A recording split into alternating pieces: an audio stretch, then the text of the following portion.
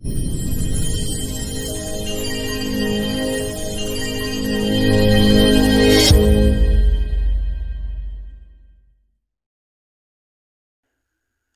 Everyone, এলএসসিতে তোমাদের সবাইকে স্বাগত।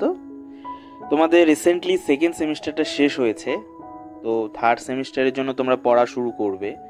সেই কারণেই তোমাদের সিলেবাসটা অবশ্যই জেনে নেওয়া উচিত। তার আগে আমি আরেকটা কথা বলি যে সেকেন্ড সেমিস্টার তো তোমাদের শেষ হয়েছে, আশা করি তোমাদের প্রত্যেকের পরীক্ষাটা খুব ভালো হয়েছে। এবার থার্ড সেমিস্টার তোমরা শুরু করবে। দেখো, এই থার্ড সেমিস্টার কিন্তু খুবই গুরুত্বপূর্ণ, কারণ এটা ক্লাস 12-এর একটা অংশ। কিন্তু অনেক কিছু বাদ দেওয়া হয়েছে, অনেক কিছু জুড়ে দেওয়া হয়েছে। মানে মোট কথা, আগে যে সিলেবাসটা ছিল সেখান থেকে কিন্তু অনেকটাই হেরফের করা হয়েছে। তো সেই কারণে আমাদের এক্স্যাক্ট সিলেবাসটা কিন্তু দেখে নেওয়া উচিত, আর সেইভাবে আমাদেরকে প্রস্তুত হওয়া উচিত।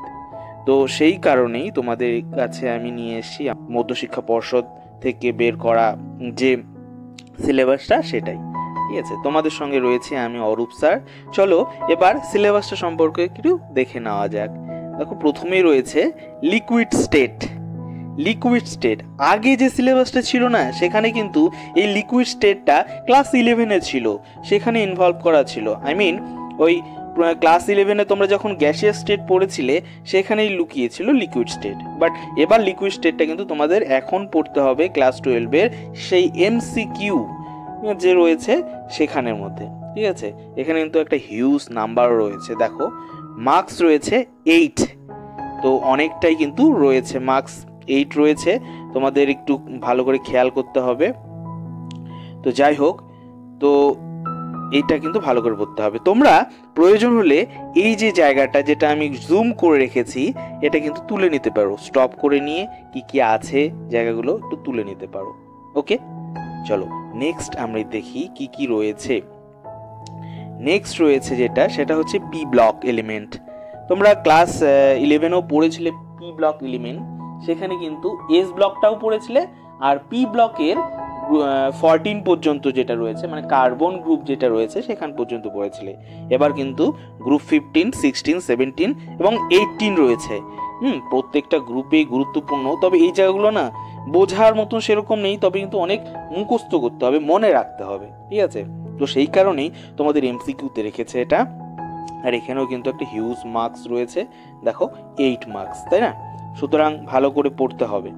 ওকে, নেক্সট আমরা চলো যাই কি আছে দেওয়া। তোমরা চাইলে আরেকবার দেখো, তোমরা চাইলে এই জায়গাটা কিন্তু টুকে নিতে পারো বা খাতায় তুলে নিতে পারো, যাতে করে তোমাদের সুবিধা হয় বুঝতে বা পরে দেখতে। ওকে, চলো সেকেন্ড বা পরের অংশটা একটু দেখি কি দেওয়া আছে।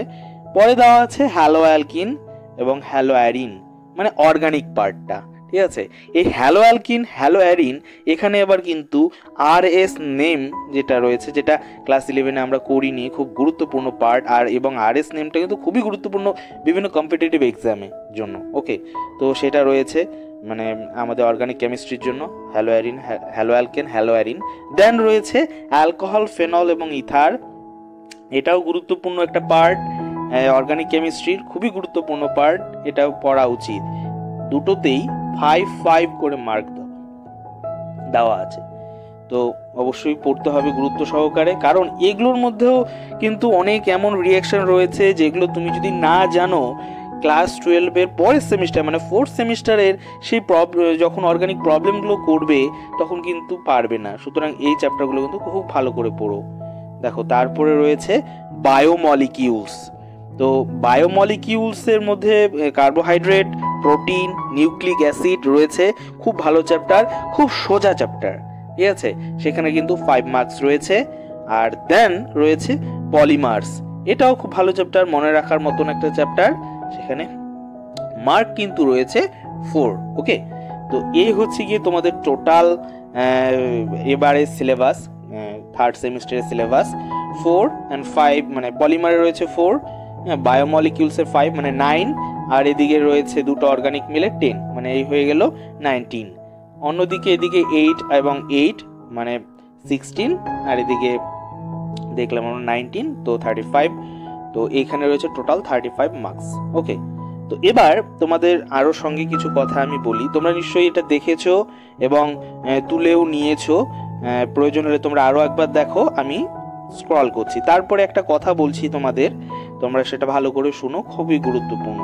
সেটা হচ্ছে গিয়ে যে তোমরা নিশ্চয়ই তোমাদের স্যারের কাছে কনসেপ্ট বুঝবে, সেগুলো পড়বে, নোটস করবে, কিন্তু সবথেকে গুরুত্বপূর্ণ যেটা সেটা কি জানো? সবথেকে গুরুত্বপূর্ণ হচ্ছে প্র্যাকটিস।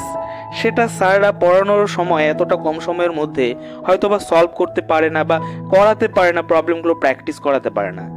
তার ফলে নিট কি রেজাল্টটা কি হয় জানো? তোমরা কিন্তু পরীক্ষার হলে গিয়ে কনসেপ্ট জানো কিন্তু উত্তর করে আসতে পারো না। নিট যেই এই সমস্ত পরীক্ষাগুলোর যে কনসেপ্ট, সেই কনসেপ্টের প্রশ্নই কিন্তু তোমাদের করা হয়। তোমরা দেখবে মিলিয়ে এর আগের বার যে প্রশ্নগুলো করা হয়েছে, মানে ফার্স্ট সেমিস্টারে যে প্রশ্নগুলো তোমাদের করা হয়েছে, সেই প্রশ্নগুলো কিন্তু যেই নিট ওই জায়গা থেকেই প্রশ্নগুলো করেছে। কিন্তু মজার বিষয় হচ্ছে গিয়ে যে তোমরা যেখানে টিউশন পড়ো সেখানে কিন্তু এতটা সময় থাকে না তোমাদেরকে এক্সট্রা করে সেই এমসিকিউগুলো প্র্যাকটিস করানোর। তো আমি ঠিক করেছি, তো আমার এই চ্যানেলে তোমাদেরকে কিন্তু সেই এমসিকিউ প্র্যাকটিস করাবো। তোমরা তোমাদের স্যারের কাছ থেকে কনসেপ্ট বুঝে নেওয়ার পর তোমরা এসে কিন্তু আমার এই চ্যানেলটাতে আমি যে প্রবলেমগুলো দেব সেটা ধরো একদিনে তুমি সলভ করে ফেলতে পারো, আমিও সেগুলো প্রবলেমগুলো এক এক করে দেবো এবং সেই প্রবলেমগুলো সলভ করাবো, ওকে, যেগুলো পরীক্ষায় আসতে পারে। তো সেই কারণে দাঁড়িয়ে চ্যানেলটা তোমাদের ভবিষ্যতের কথা বা পরীক্ষার কথা মাথায় রেখে বানিয়েছি।